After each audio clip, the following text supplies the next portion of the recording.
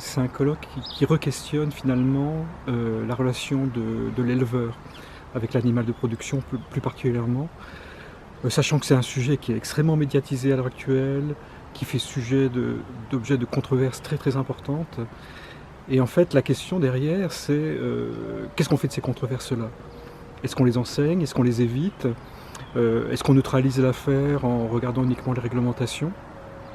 L'idée en fait c'est de voir que ces controverses peuvent être extrêmement riches, finalement, sur le plan éducatif.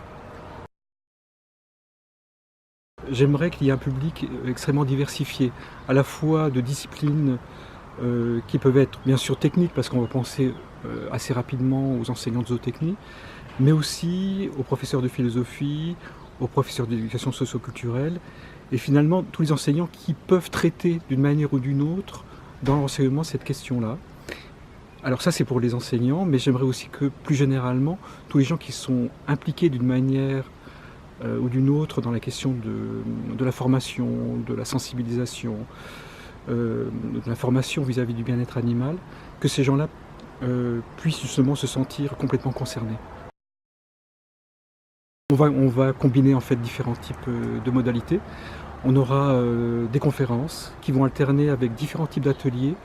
Et notamment, il y a deux types d'ateliers. Il y a un premier type où on va travailler sur la relation directe de l'homme avec l'animal dans des situations diverses, des situations de travail, des situations d'observation.